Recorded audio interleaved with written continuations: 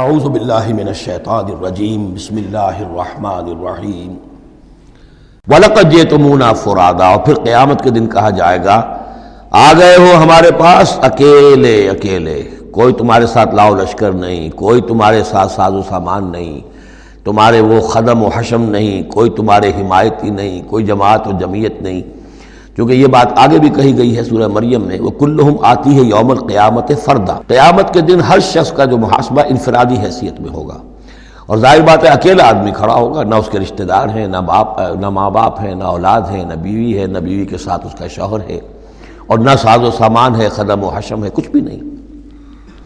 لَقَدْ جِئْتُمُونَا فُرَادًا كَمَا خَلَقْنَاكُمْ أَوَّلَ مَرَّةٍ، جیسے کہ ہم نے تمہیں پیدا کیا تھا پہلی مرتبہ۔ اب یہ نوٹ کیجئے، خَلَقْنَاكُمْ أَوَّلَ مَرَّةٍ، اس کا مطلب ہے تخلیق دو مرتبہ ہوئی ہے۔ ایک تخلیق عالم ارواح میں ہوئی تھی، اس وقت بھی سب اکیلے اکیلے کھڑے تھے، نہ کوئی کسی کا باپ تھا، نہ کوئی کسی کی ماں تھی، ارواح کے مابین کوئی رشتہ داری نہیں تھی۔ یہ رشتہ داریاں تو پھر عالم خلق میں ہوئی ہیں آ کر، کہ ایک باپ اور ماں کا معاملہ ہے، پھر اولاد کا معاملہ ہے، پھر دادا اور پوتے کا معاملہ ہے۔ یہ ارواح کے مابین کوئی اس طرح کی رشتہ داری نہیں تھی۔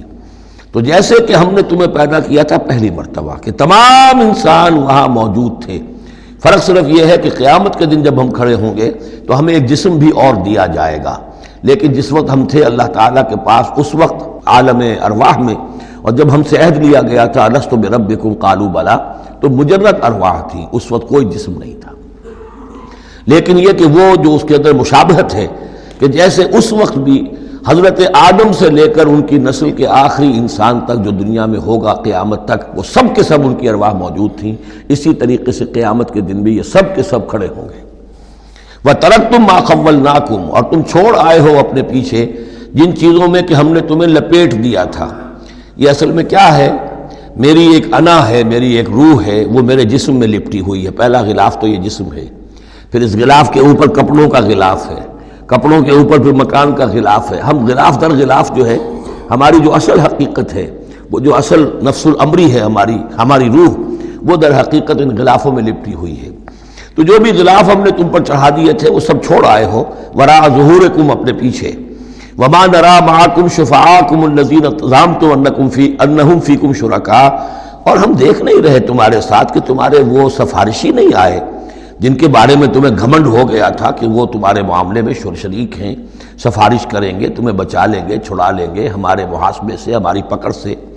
لقد تقطع بینکم، اب تمہارے مابین سارے رشتے ٹوٹ چکے۔ یعنی چاہے انہوں نے حضرت مسیح کو سمجھا ہو شفاعت کرنے والا، تو مسیح بھی اعلان برات کریں گے کہ میرا تم سے کوئی تعلق نہیں ہے، میں کوئی تمہاری شفاعت نہیں کر سکتا۔ کسی نے شیخ عبد القادر جیلانی کو سمجھا ہو تو وہ بھی اعلان برات کریں گے۔ باقی موہوم جو ہے لات عزا منات، وہ کس بلا کا نام ہے یہ تو ہم جانتے ہی نہیں، لیکن جن کو اولیاء اللہ کو، انبیاء کو یا ملائکہ کو اگر سمجھا گیا تھا تو وہ بھی قد تقطع بینہم، وہ سارے رشتے جو ہیں وہ کٹ جائیں گے۔ قد تقطع بینکم وضل عنکم ما کنتم تزعمون، اور اب سب ہوا ہو گئی ہیں، وہ چیزیں گم ہو گئی ہیں، تم سے جاتی رہیں جن کا کہ تم زوم کیا کرتے تھے، جن کے سہارے پر تم حرام خوریاں کر رہے تھے۔ ان اللہ فالق الحب والنوا، یقیناً اللہ ہی ہے کہ جو دانے اور گٹھلی کو پھاڑتا ہے۔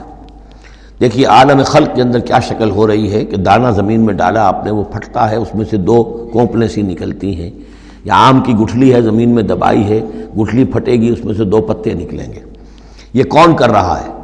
اگرچہ بظاہر خود بخود ہو رہا ہے، جو بھی اللہ تعالیٰ نے فزیکل اور کیمیکل چینجز کے یہاں پہ قوانین بنا دیے ہیں اس کے تحت ہو رہا ہے، لیکن کرنے والا کون ہے؟ فاعل حقیقی کون ہے؟ جیسا کہ شیخ عبد القادر جیلانی ہی کا نام آیا تھا رحمۃ اللہ علیہ، تو انہوں نے اپنے جو وصایا ہیں ان میں بڑا پیارا جملہ لکھا ہے کہ میرے بچے، اپنے بچے کے لیے وصیت لکھی تھی، اس حقیقت کو ہر وقت مستحضر رکھنا کہ لا فاعل فی الحقیقت ولا مؤثر الا اللہ، حقیقت میں مؤثر اور فاعل اللہ کے سوا کوئی نہیں۔ تاثیر ہے تو اس کی بنا پر ہے، اس کے اذن سے ہے۔ کوئی فعل کا ارادہ تم کر سکتے ہو، لیکن فعل کا بالفعل انجام پذیر ہونا یہ تمہارے اختیار میں نہیں ہے، یہ تو اللہ کے حکم سے ہوگا۔ ان اللہ فالق الحب والنوا، یقیناً اللہ ہی ہے پھاڑنے والا دانے اور گٹھلی کا۔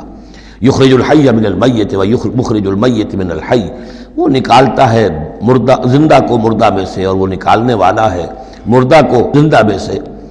مخرج المیت من الحی ذالکم اللہ فانا توفقون، وہ ہے اللہ، لیکن تم کدھر بچلے جا رہے ہو، کدھر تم الٹے جا رہے ہو، اس اللہ کو پہچانو۔